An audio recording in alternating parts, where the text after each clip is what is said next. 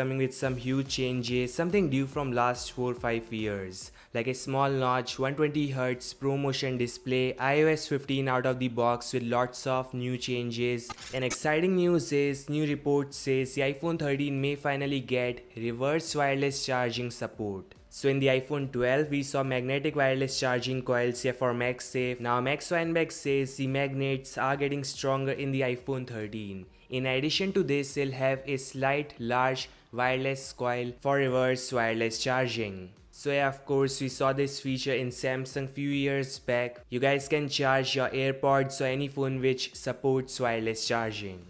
The iPhone 13 series this year is getting large battery size, 4352 mAh on the 13 Pro Max, this along with A15 Bionic, which is gonna eat less power. So a reverse wireless charging finally coming in.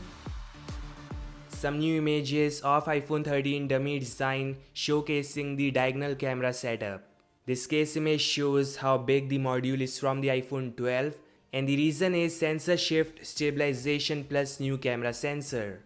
So good part is, with the hardware changes, we are seeing some software changes as well. Max Weinberg confirms portrait videos are coming. Yeah, we saw something like that in the new iOS 15 FaceTime settings, so it is great. Some news coming in from Nikkei Asia. They say Apple will start using 3nm fabrication process as early as second half of 2022. They say 3nm can boost the performance up to 10% to 15%, and this along with reducing the power consumption by 25 to 30% in comparison to 5nm we have right now. They say Apple's iPad Silicon will be the one getting 3nm process. The iPhone 14 A16 Bionic, however, is coming with 4nm fabrication process next year.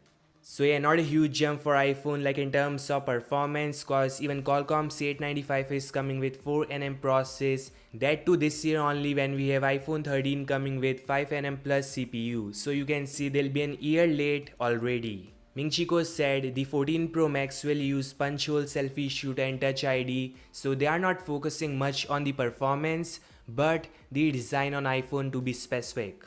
But Apple's iPad is surely getting a huge boost with the M2 CPU, and there's no competition in there as of now. Yes, I said as of now cause Qualcomm says we can make a better CPU than Apple's M1. Qualcomm is confident because they have acquired Nuvia for $1.4 billion. No kidding, this was founded by former Apple engineers who are specialized in CPU designing. So you can see the competition is literally growing. This is all guys, some latest news on iPhone. Your thoughts in the comment section, and I'll meet you guys in the next one. Peace out.